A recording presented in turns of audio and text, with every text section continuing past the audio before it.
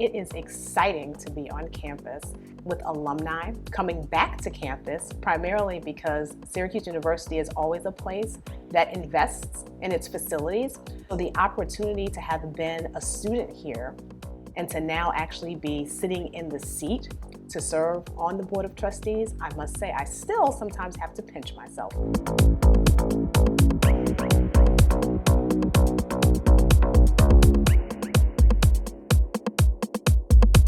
This is my first time attending a CBT event since I graduated. I don't think I'll miss another one. What I think is important for athletes to come back to CBT is to recognize the people that you went to school with who were not athletes. We get very siloed as athletes, and we need to see the people who are in school with us at the same time doing their thing, and then we need to bring that knowledge to the next generation. As a student here many years ago, I recognized that sometimes the financial struggles that students encounter. So Wegmans being a sponsor of this scholarship really makes a way for those students who may not have the opportunity to do so to be able to fulfill their dreams. This is CBT 2021. Keith Owens would never referee another basketball game as long as I live in Syracuse history, or Mark Pryor, or Daneen Hobson. These are all my classmates. None of them made a call today. None of them. And each CBT gets better and better. I came here on a Thursday specifically to listen to Rita Moreno, and the representation of the Latino community is getting stronger. There was a moment in time where us as Latinos, we just weren't quite sure where we fit. But you know what? That was then, and today is now.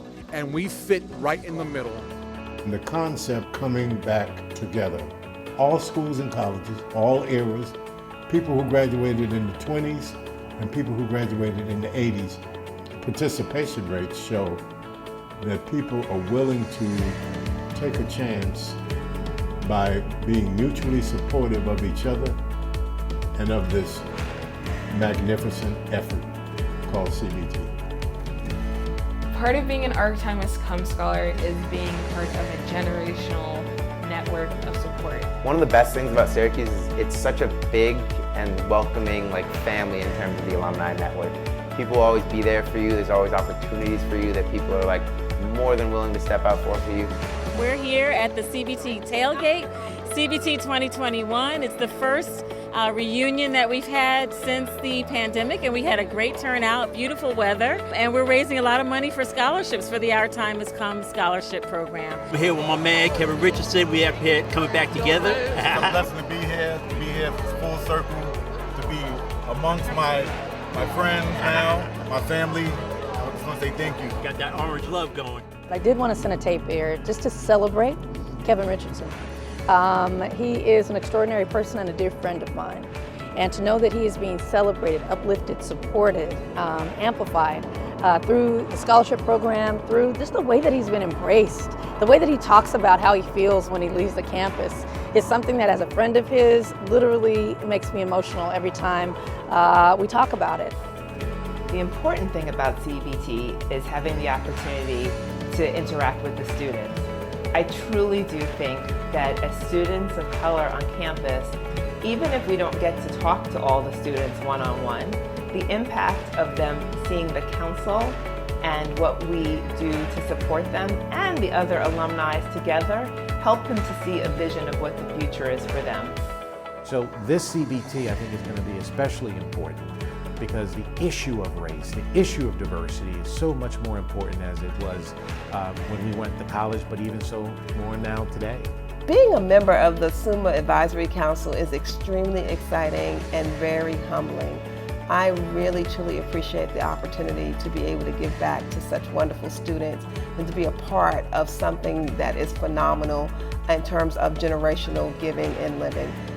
When I come to Syracuse, it's when I walk in the airport, I'm just reminded of all the years that I came here. I'm reminded of all the trips that I made. I'm reminded of all the things that I did here that shaped me as an adult. Things you will experience that will knock you down and kick you. And many of the folks here have been pillars of my support. Syracuse gave me so much. A lot of people ask me how I got into radio. I started right on this campus as a freshman. I was a part of Z89, and that just really catapulted my career.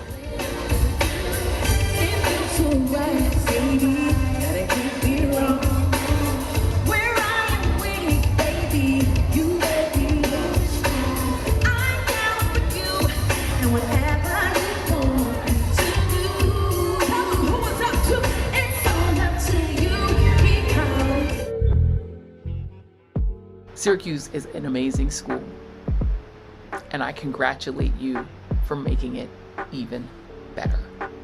I am incredibly proud of all of you, incredibly proud of what you've achieved and what you're going to achieve, because each and every one of you is a core component of a resilient community. So I want to wish you guys an amazing alumni weekend. I hope that it enriches you and that you get to reconnect with friends and that you get to tell your stories, your great war stories from your days at Syracuse, and that you can pass some of that wisdom on to the students who are there now. For so many reasons I was thinking about not attending, but as soon as I stepped back on campus, it felt like home again. And I'm so glad to meet the students that are coming in, especially the minority students, and being able to have conversations with them. And I always leave inspired. I'm here at the 2021 Sneaker Ball. You know, I got on my Louis Vuittons today. The bling and the Syracuse bow.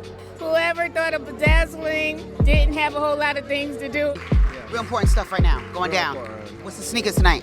The sneakers is Puma life all day. Drop the mic. What's up?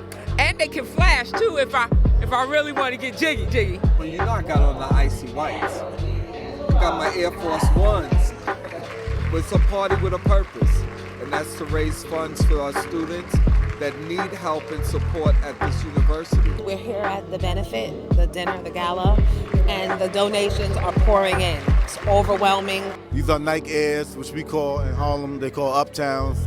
And this is a Syracuse edition that I made for myself, blue and orange. Don't forget to give to the OTHC Fund.